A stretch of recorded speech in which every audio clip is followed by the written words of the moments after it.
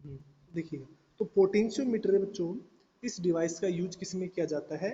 एक तो EMF find out करने के काम आता है, ठीक है। किसी भी सेल का जो ईएमएफ है वो हम पोटेंशियोमीटर से निकाल सकते हैं, और इसके अलावा किसी भी सेल का इंटरनल रेसिस्टेंस भी हम पोटेंशियोमीटर से कैलकुलेट कर सकते हैं।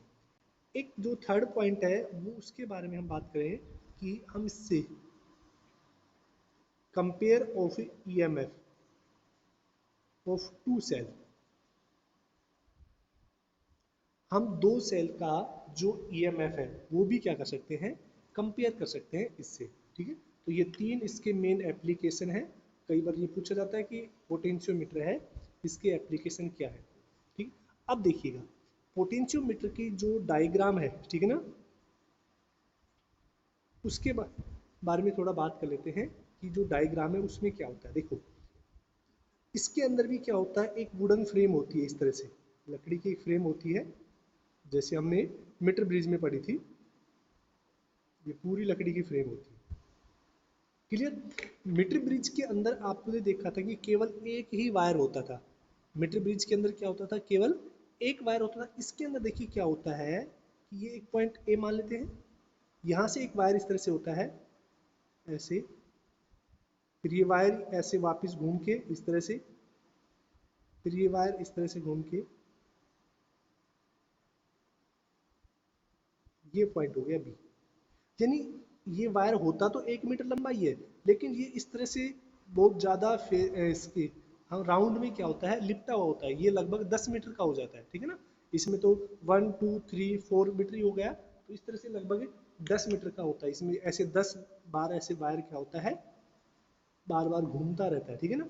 तो यानी आप क्या बात करेंगे कि जो मीटर ब्रिज है उसके अंदर भी जो वायर होता है वो कॉन्स्टेक्टन या मैग्नीशियम का होता है, और पोटेंशियोमीटर के अंदर भी जो ये वायर होता है ये किस मेटल का होता है, हम बात कर चुके हैं पहले, कॉन्स्टेक्टन का, ठीक है ना। लेकिन उसके अंदर एक सिंगल वायर होता है, इसके अंदर क्या होता है, एक ही वायर है, वो काफ़ी लेंथी होता है। और यहाँ पर क्या होता है, इसके अंदर एक स्केल लगा होता है, जैसे उसमें लगा होता है ना, सेम उसी 1 मीटर लंबा स्केल यहाँ पे लगा होता है, जो क्या किसको नोट करता है, रीडिंग को नोट करता है, ठीक है। ये 1 मीटर लंबा स्केल लगा होता है। यहाँ पर क्या कर देते हैं हम, एक बैटरी को जोड़ देते हैं इन दोनों के बीच में।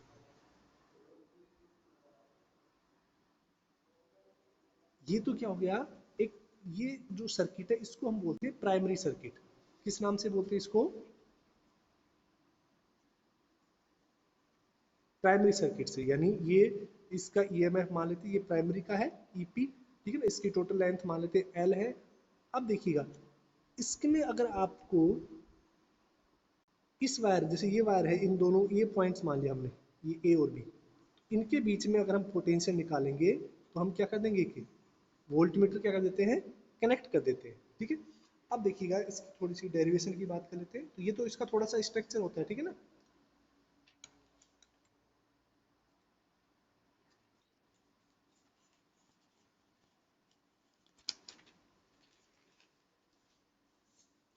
भी ओम के नियम से आपको पता है कि हम क्या लिख सकते हैं, कि जो बाई ओम्स लॉ, ठीक है,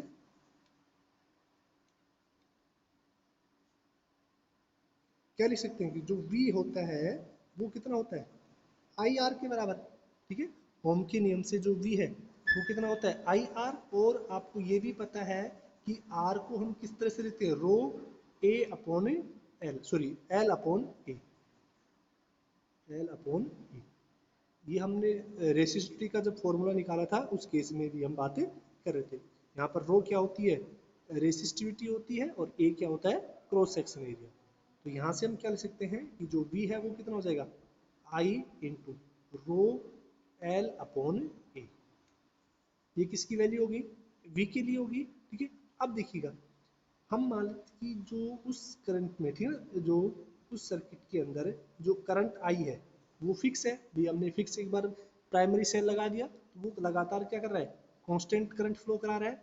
वायर का जो एरिया है वो भी कांस्टेंट है, ये नहीं कि वायर कहीं से मोटा है और कहीं से पतला है, यूनिफॉर्म क्रॉस सेक्शन एरिया है वायर का, ठीक है।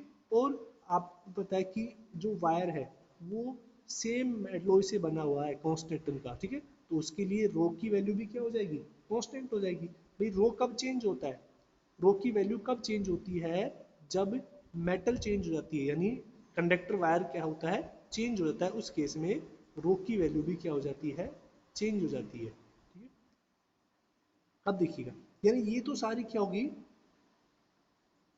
कांस्टेंट क्वांटिटी होगी, और इन सभी कांस्टेंट क्वांटिटी को हमने मान लिया, कैसे नोट कर दिया। आपको नोट इसको किस में से करना है, नोट्स में से नोट करना है। और कल में काफ़ी बच्चे आए थे, पाँच ज़्यादा थे, करीब 6-7 बच्चे थे क्लास के अंदर, कल बच्चे बुलाए थे, तो मैंने देखा कि किसी बच्चे ने अपना वर्क कंप्लीट नहीं कर रखा है। पता नहीं क्या करते हो तुम पूरे दिन घर पे, तुमसे डेली के 5 पेज भी नहीं लिखे जाते। लड़कियों ने भी जो इतना ज़्यादा क्लास में तो इतना बोलती हैं, इतना अपने पढ़ाई पे ध्यान दो ना तुम थोड़ा कुछ, या फिर फेल होते डोलोगे इस बात से 50-60 बनती है, जब फिर बोलते हैं सर हमारी इतनी कम कैसे बन गई। खुद तो ध्यान देते नहीं है पढ़ाई पे। तुम्हें पता उनसे इस बार भी कम से कम 10 बच्चे ऐसे हैं जिनकी 65 से कम है, और वो ये नहीं कि सभी की 65 से 90 से ऊपर भी है, लेकिन कम से कम ये बच्चे रखें कि जो आपका टीचर भी ये देख रहा है कि बच्चे ने पूरी साल कितनी मेहनत की, उस हिसाब से नंबर मिलते हैं। पूरी तुम बस पूरा उठा के आ जाते हो। और कल मैंने नोटबुक चेक की, किसी भी बच्चे के 2 चैप्टर कंप्लीट नहीं है, जबकि तीसरा आज कंप्लीट हो जाएगा। तो अपना वर्क कम से कम वो तो पूरा रखें, पढ़ना लिखना तो तुम्हारा है नहीं बस की। तो देखिएगा, तो v है, ये एक्चुअल में किसके बराबर हो गया, k इंटू एल हो गया, क्योंकि देखो l कांस्टेंट नहीं है। उस जोकी को जब हम मूव कराएंगे, जोकी को जब हम स्लाइड कराएंगे, तो भाई हर पॉइंट के लिए लेंथ चेंज होती रहेगी ना। तो इस वायर के ऊपर, जैसे ये वायर इस तरह से है, यहाँ से 0 से स्टार्ट हो रहे हैं, इस जोकी को जैसे जैसे हम स्लाइड कराएंगे, तो क्या होगा, जहाँ पे एल की वैल्यू यहाँ पे कुछ अलग होगी, यहाँ पर एल की वैल्यू अलग होगी, तो एल वेरिएबल होता है, यानी, और आपको पता है के कांस्टेंट है, तो हम यहाँ क्या लिख सकते हैं कि वी प्रोपोर्शनल एल, यानी उस पोटेंशियोमीटर के अंदर क्या होता है कि जैसे जैसे लेंथ बढ़ती है, पोटेंशियोमीटर के अंदर पोटेंशियल डिफरेंस भी क्या होता है, बढ़ जाता है। ठीक है, यानी जो v है वो किसके प्रोपोर्शन होता है। अब देखिएगा, सबसे पहले तो हम एक चीज, सबसे इंपॉर्टेंट क्वेश्चन याद आ गया मुझे, कि हम पोटेंशियोमीटर का यूज क्यों करते हैं, जबकि हमारे पास वोल्ट मीटर है ना। वोल्ट मीटर रहा पोटेंशियल मेजर करने के लिए, या पोटेंशियल डिफरेंस मेजर करने के लिए, हम वोल्ट मीटर का भी तो यूज कर सकते हैं। हम पोटेंशियोमीटर का यूज ही क्यों करते हैं, पोटेंशियोमीटर को प्रेफर क्यों करते हैं, इसका मेन कारण क्या है, देखिएगा, ये वोल्ट मीटर से जो वैल्यू मेजर की जाती हैं, वो बिल्कुल एग्जैक्ट वैल्यू नहीं होती है, यानी वो जो वोल्टेज होता है वो 100% करेक्ट नहीं होता है, वो कुछ वैल्यू को डिक्रीज कर देता है। पोटेंशियोमीटर से जब हम मेजर करते हैं, तो इससे जो एक्यूरेसी है वो 100% आती है। इसीलिए जो पोटेंशियोमीटर को प्रेफर किया जाता है किसकी रिस्पेक्ट में, वोल्ट मीटर के भी। अब देखिएगा, वोल्ट मीटर क्यों मेजर नहीं कर पाता है परफेक्ट। अब आपको ये तो पता होगा कि जो वोल्ट मीटर है, एक आइडियल आइडियल वोल्ट मीटर का रेसिस्टेंस कितना होता है, इन्फिनाइट होता है। ठीक है, अब आइडियल नाम की तो कोई चीज़ हो नहीं सकती है, यानी ऐसा तो कोई पोटेंशियोमीटर पॉसिबल ही नहीं है जिसका रेसिस्टेंस इन्फिनाइट हो जाए। अगर रेसिस्टेंस इन्फिनाइट हो जाएगा तो वहाँ पे करंट तो जीरो हो जाएगा। अब करंट जीरो हो जाएगा तो वो डिफ्लेक्शन ही शो नहीं करेगा। अब देखिएगा, जैसे ये एक रेसिस्टेंस है, क्लियर, इसके अंदर करंट यहाँ से मान लेते हैं बैटरी प्रोवाइड करा रही, आई करंट प्रोवाइड करा रही, तो अगर इसका रेसिस्टेंस आर है, तो बच्चों आपको पता है पोटेंशियल कितना होना चाहिए, आई इंटू आर होना चाहिए। मैं यही कहता है ओम का नियम, पोटेंस, ये दो पॉइंट्स हैं, इनके बीच में ए और बी मान लेते हैं, इनके बीच का जो पोटेंशियल है, पोटेंशियल डिफरेंस है, वो किसके बराबर होना चाहिए, आई आर के, क्योंकि इसमें आई करंट फ्लो हो रहा है इस वायर में, और ये रेसिस्टेंस आर है। अब इस आई आर को मेजर करने के लिए हम क्या करते हैं, एक वोल्ट मीटर तो जोड़ते हैं, और वोल्ट मीटर आपको पता है कैसे जोड़ा जाता है, पैरेलल में जोड़ा जाता है। ये हमने वोल्ट मीटर जोड़ दिया। अब देखिएगा, यहां से करंट आया आई, तो ये कंप्लीट आई इसमें से नहीं निकलेगा, कुछ करंट तो इसमें भी जाएगा। मान लेते इसमें करंट कितना चला गया, आई डैश चला गया, यानी यहाँ पर जो एक्चुअल पोटेंशियल आई आर होना चाहिए था, अब वो एक्चुअल पोटेंशियल कितना हो जाएगा बताओ, I minus I dash into R, यही तो बचेगा, क्योंकि आई डैश तो वोल्ट मीटर ने कंज्यूम कर लिया, ठीक है, यानी वोल्ट मीटर कुछ करंट को क्या करता है, कंज्यूम करता है अपने, तभी तो इसकी नीडल डिफ्लेक्ट होगी। अगर यहाँ पे करंट जीरो जाएगा तो नीडल डिफ्लेक्ट कैसे होगी? तो यानी ये जो actual potential difference I R होना चाहिए था, वो ये volt meter I minus I dash R measure करता है। समझ में आया ये? तो ये क्या होता है कि ये 100% वैल्यू नहीं है, 100% तो ये आई आर होनी चाहिए, इसलिए हम किसका यूज करते हैं, पोटेंशियोमीटर का। क्लियर?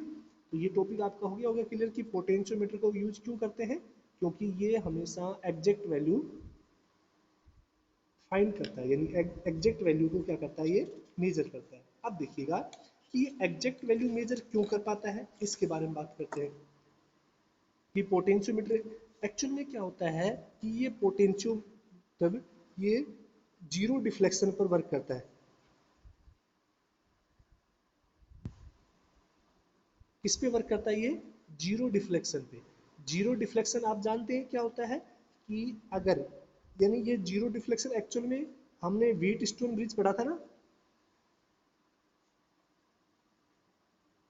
उसके अंदर हमने पढ़ा था कि अगर साइड का जो रेशियो है अगर वो इक्वल है तो गैल्वोमीटर के अंदर डिफ्लेक्शन कितना हो जाता है, जीरो।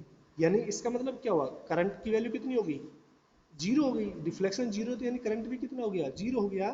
तो ये जो पोटेंशियोमीटर है ये भी डिफ्लेक्शन, जीरो डिफ्लेक्शन पे वर्क करता है, ठीक है, तो इसीलिए हम इसको यूज करते हैं। तो अब देखेंगे कि यानी हम डेरिवेशन से पढ़ रहे हैं कि v किसके प्रोपोर्शनल होता है, एल के, ठीक है, यानी अगर पोटेंशियल है, ये जो पोटेंशियल है वो किस पे डिपेंड करता है, पोटेंशियोमीटर के अंदर उस वायर की लेंथ पर, ठीक है ना। अब इसकी कंस्ट्रक्शन की बात मैंने बता दी आपको कि इसके अंदर वुडन फ्रेम होती है, एक वायर होता है, वो दो टर्मिनल्स होते हैं, एक प्राइमरी सेल वो सर्किट होता है और एक सेकेंडरी सर्किट होता है। अब देखिएगा इसकी जो नेक्स्ट टॉपिक है उसके बारे में बात करते हैं। कंस्ट्रक्शन आप नोटबुक में से लिखना, सॉरी उसमें नोट्स में से लिखना आप कंस्ट्रक्शन को प्रॉपर। अब इसके एप्लीकेशन की बात करते हैं कि जो व्हीट स्टोन ब्रिज है उसके एप्लीकेशन कौन कौन से हैं, ठीक है। तो पहला एप्लीकेशन है उसके बारे में बात करते हैं,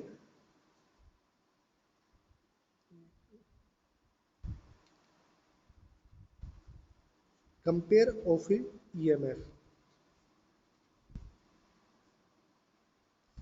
यानी दो सेल का हमें ईएमएफ कंपेयर करना है, ठीक है ना।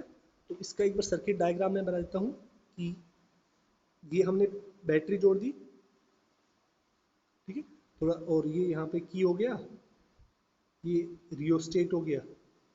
रेसिस्टेंस और रियोस्टेट में आपको फर्क पता होना चाहिए, यानी इसको हम रियोस्टेट को आर एच से लिखते हैं और रेसिस्टेंस को आर से लिखते हैं। इसकी वैल्यू को हम इंक्रीज और डिक्रीज कर सकते हैं, ठीक है ना। रियोस्टेट की वैल्यू को हम इंक्रीज और डिक्रीज नहीं कर सकते। ये हमने एक एमीटर जोड़ दिया और यहाँ से ये वायर है आपका, जो किसका है, मैग्नीनियम या कॉन्स्टेंटन का। ये मेटल का नाम याद रखना आप, मैग्नीनियम या कॉन्स्टेंटन का वायर है ये, यहाँ से लेके और यहाँ तक, ठीक। अब देखिएगा, यानी इस पॉइंट को P मान लेते हैं और ये पॉइंट Q मान लेते हैं। ये तो क्या कहता है, प्राइमरी सर्किट।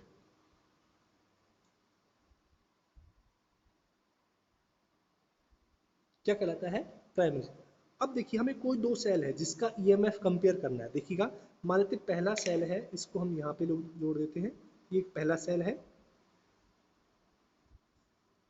जिसका ईएमएफ कितना है, E1 मान लेते हैं, और एक दूसरा सेल है जिसका ईएमएफ कितना है, E2, ठीक है। ये इस तरह से जुड़े होते हैं, यहाँ पे की होती है और इस तरह।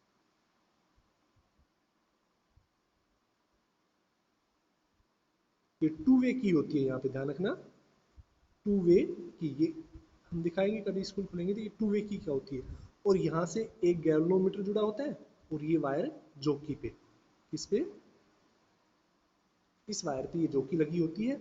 जॉकी हमने बात की थी कल, दिखाई दी आपको उसमें, तो ये जॉकी होगी आपको, ठीक है। अब देखिएगा कैसे ये वर्क करता है कि सबसे पहले हम जो स्विच है ये स्विच के हो गया, ठीक है ना। और यहाँ पर जो स्विच है इसको हम मान लेते हैं S1 और ये स्विच मान लेते हैं S2। अब देखिए जैसे हम स्विच S1 को क्लोज करते हैं, S1 को क्लोज करते हैं तो ये जो पहला वाला सेल है वो सर्किट में कनेक्ट हो गया, ये अब यहाँ से ओपन है, ठीक है ना। अभी केवल फर्स्ट वाला जो सेल है ये सेकेंडरी सर्किट है। ये कौन सा सर्किट है? सेकेंडरी है पूरा। तो पहले जब हमने इसको स्विच ऑन किया, यहाँ पर देखो ये इस तरह से, ये वायर इधर से आ रहा है, यहाँ पर एक की है, ठीक है ना। ये हो गया, ये वायर ऐसे गया और यहाँ पर एक की है, इधर ये E1 जुड़ा हुआ है, ठीक है ना, ये बात समझ लीजिए। और ये कौन सा जुड़ा है? E2 जुड़ा हुआ है। तो देखो जब यहाँ पे हम स्विच ऑन करेंगे तो केवल यही सेल जुड़ेगा, ये तो ऑफ रह गया, ठीक है। तो इसको जब हम ऑन करेंगे S1 को, तो देखिएगा अब S1 को ऑन करके जब हम क्या करते हैं, इस जॉकी को यहाँ पर स्लाइड कराते हैं, तो एक पॉइंट ऐसा आएगा जहाँ पर इस गैल्वेनोमीटर में डिफ्लेक्शन कितना हो जाएगा? 0 हो जाएगा।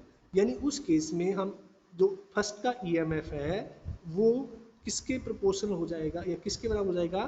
KL के बराबर हो जाएगा। भाई अभी हमने निकाला था ना कि V इक्वल टू KL, ठीक है ना। और सेल के केस में हम उसको क्या बोलते हैं? EMF बोलते हैं। V और EMF एक ही होता है। पहले सेल के लिए हमने मान लिया कि EMF कितना होगा? K इंटू L1 हो गया, ठीक है। ये रिलेशन अभी हमने निकाला था। अब हम क्या करते हैं, इस स्विच को ऑफ कर देते हैं और यहाँ पर ऑन करते हैं, यहाँ पर लगाते हैं, हम इसको कनेक्ट करते हैं, ठीक है। अब देखिएगा वापिस से हम क्या करते हैं, यहाँ से जॉकी को स्लाइड कराते हैं, ठीक है। और यहाँ पर हम देखते हैं कि जो E2 है वो मान लेते हैं कि ये दूसरी लेंथ यहाँ पर आ गया, ये डिस्टेंस हम मान लेते हैं कितनी है? L2 है। E2 कितना हो गया? E1 हो गया KL1 और E2 कितना हो गया? KL2। तो यहाँ से अगर हम इन दोनों को कंपेयर करते हैं, इन दोनों को जब हम कंपेयर करते हैं यानी डिवाइड करते हैं, तो E1 अपॉन E2 ये रेशियो आता है आपके पास L1 अपॉन L2। और इसी से हम क्या करते हैं, यहाँ पर देखिए एक सेल का EMF हमें, ये तो नॉन सेल होता है जिसका EMF हमें क्या होता है? पता होता है। और ये अननोन होता है जिसका हमें EMF क्या करना है? कैलकुलेट करना है। तो इससे हम इन दोनों सेल का EMF भी कंपेयर कर सकते हैं और हम किसी भी एक सेल का EMF भी कैलकुलेट कर सकते हैं। यानी आप देख रहे हैं यहाँ E1 E2 क्या है? दोनों सेल का EMF है। अगर हम इसको कंपेयर करते हैं तो आपके पास क्या आता है? L1 upon L2। तो ये फॉर्मूला आपका निकल के आता है। तो बताइए किसी को दिक्कत यहाँ तक? यानी दो सेल का कंपेयर करने, ये सर्किट डायग्राम इंपॉर्टेंट है। पहले इसको S1 को ऑन करेंगे तो हम L1 का वैल्यू कैलकुलेट करेंगे, फिर इसको स्विच ऑन करेंगे तो हम L2 की वैल्यू कैलकुलेट करेंगे और इस फॉर्मूले से हम क्या कर लेंगे? E1 अपॉन E2 यानी दोनों सेल का हम EMF कंपेयर कर सकते हैं। कोई दिक्कत यहाँ तक? ये बताइए मुझे जल्दी से।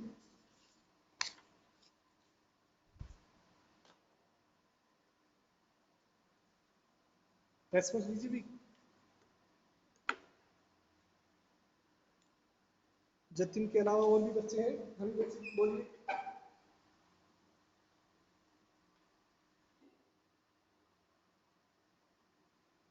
देखो मैं आपको बताता हूँ कि अगर आप साथ साथ पढ़ते हैं, जो आज पढ़ाया जाता है उसी को आप नोट्स में से लिखते हैं अपनी नोटबुक में, तो आपको बहुत अच्छे से याद हो जाता है, ठीक है।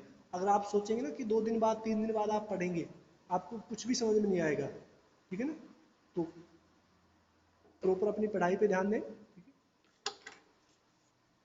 साथ साथ पढ़ते रहेंगे तो आपको जरूर थोड़ा समझ में आ जाएगा, लेकिन अगर आप साथ नहीं पढ़ेंगे तो आपको प्रॉब्लम होगी, ठीक है। गुंजन के अलावा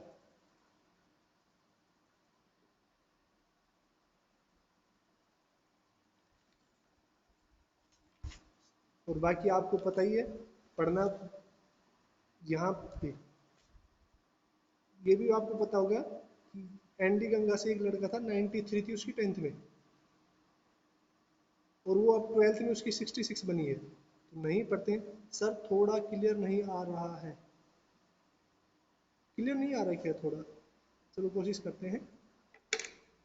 तो ये थोड़ा सा कि थोड़ा पढ़ाई पे ध्यान दीजिए। पढ़ाई पे जितना आप टाइम देंगे उतना ही सही रहेगा आपके लिए।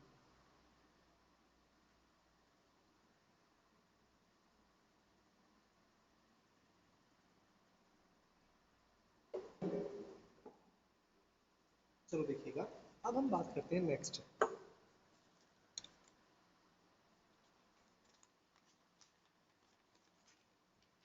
फिजिक्स तभी समझ में आती है जब आप प्रॉपर साथ साथ में पढ़ते हैं, जितना पढ़ाया जाता है उसी को तैयार करते हैं, जितना पढ़ाया जाता है उसी को तैयार करते हैं। मैं कह रहा हूँ मैंने ये क्वेश्चन दिए थे कि मैंने एक क्वेश्चन पूछा था आपसे कि किरचॉफ के नियम में किसी को प्रॉब्लम है या नहीं न्यूमेरिकल करना, किसी एक बच्चे ने भी नहीं पूछा मेरे से, ठीक है। मुझे पता था कि इतने इंटेलिजेंट तो हो नहीं कि तुम्हें प्रॉब्लम नहीं आई होगी। इसका एक ही कारण क्या हो सकता है कि आपने पढ़ाई नहीं की, उसको टॉपिक को पढ़ाई नहीं है। और मैं कहता हूँ कि अगर बहुत इजी सा भी न्यूमेरिकल में दे दूँ आपको तो भी आप सोल्व नहीं कर पाएंगे, क्योंकि प्रैक्टिस मांगती है। आप प्रैक्टिस नहीं करेंगे तो भूल जाएंगे फिर वापस से, ठीक है। अब देखिएगा सेकंड हम बात करते हैं। पहला एप्लीकेशन हमने बात कर लिया कि दो सेल का ईएमएफ हम कंपेयर कर चुके हैं, E1 upon E2 equal to L1 upon L2, ये हम रिलेशन निकाल चुके हैं। अब देखिएगा नेक्स्ट टॉपिक है, उसकी बात कर लेते हैं। टू फाइंड इंटरनल रेसिस्टेंस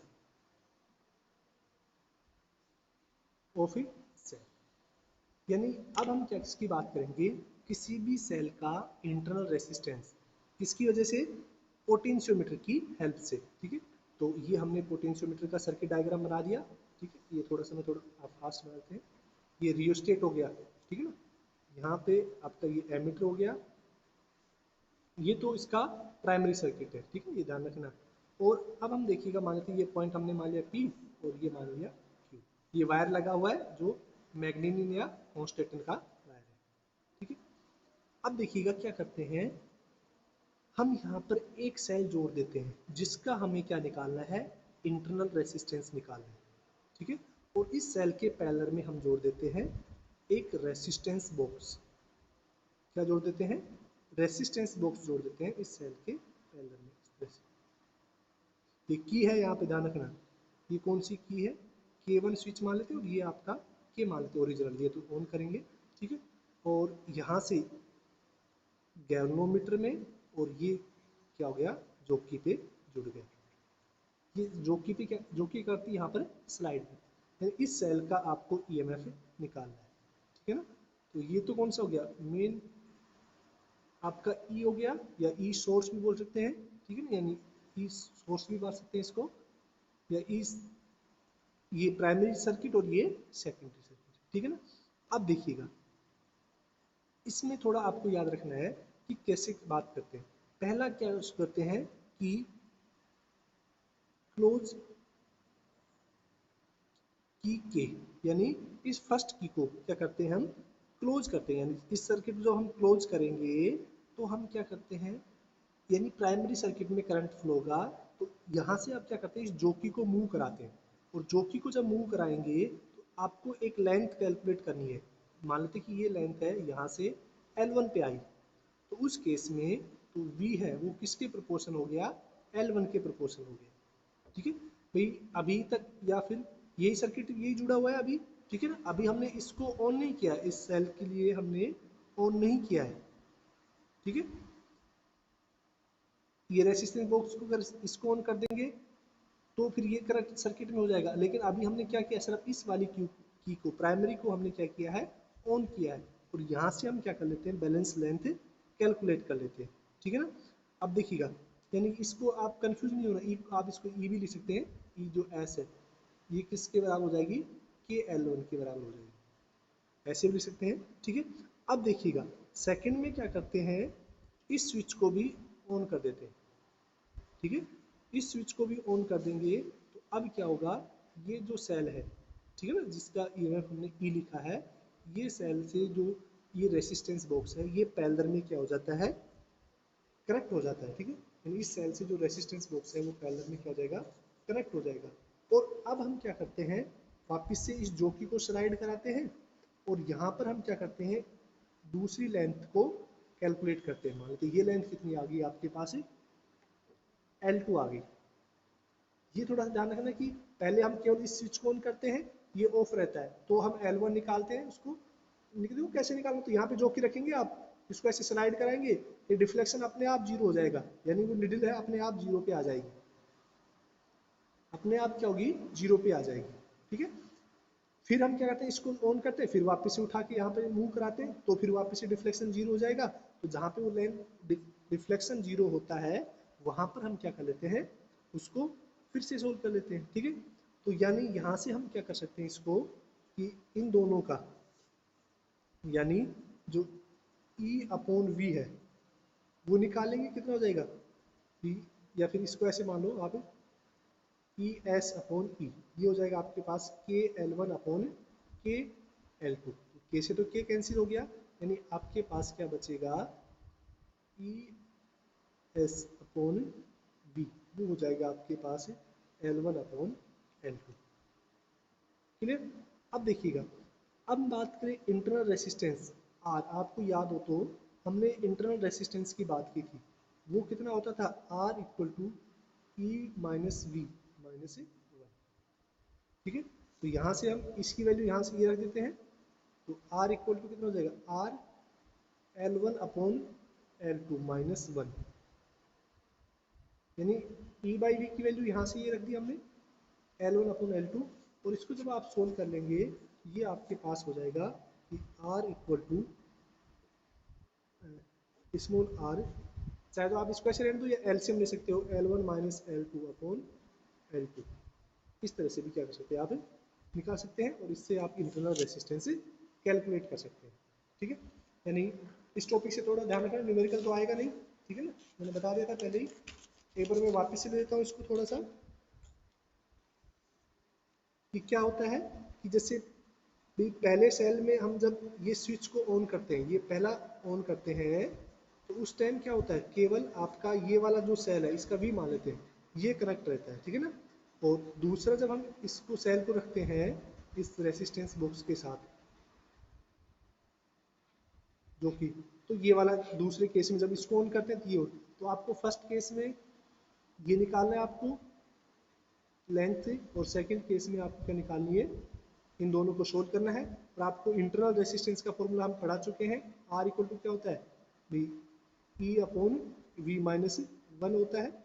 तो यहाँ से आर बराबर क्या जाएगा, ये तो आर हो गया, ये आपका रेसिस्टेंस बॉक्स। ठीक है, ये आर की वैल्यू क्या है, रेसिस्टेंस बॉक्स की है, तो ये L one upon L to minus one हो जाएगा, यानी आर इक्वल टू, इसको ले लेंगे R L one minus L two upon L to, ये है। ठीक है ना, तो ये आपका जो चैप्टर फिनिश हुआ। ठीक है, दो हमने बात कर ली कि दो सेल का ईएमएफ भी हमने कंपेयर कर लिया, इसके अलावा हमने किसी भी सेल का इंटरनल रेसिस्टेंस भी कैलकुलेट कर चुके हैं। तो थोड़ा सा क्या है कि आप इस टाइम बोर्ड पे होता तो अच्छे से और अच्छे से समझ में आता, अभी इसमें कुछ मुझे भी पता है कि ऑनलाइन में थोड़ी दिक्कत तो आती है। तो इसका ये बेस्ट सोल्यूशन है कि आप जो टॉपिक पढ़ाया जाता है उसको आप एक बार पहले पढ़ें। जैसे कल जो टॉपिक पढ़ाया जाएगा उसको एक बार पहले पढ़ें। जब आप टॉपिक पहले पढ़ लेंगे तो उससे क्या है कि थोड़ा तो आपको लैंग्वेज है वो याद आती रहेगी, और उसके बाद फिर आप जब नोटबुक में लिखें तब आप साथ साथ लिखते रहें, तब भी आपको अच्छे से समझ में आ जाएगा। ठीक है, और भी अगर कोई छोटे मोटे पॉइंट आपको जैसे कई बार क्या होता है चैप्टर में रह जाते हैं छोटे मिस, तो आप उसको याद दिलाते रहें। आज के लिए इतना ही, थैंक यू।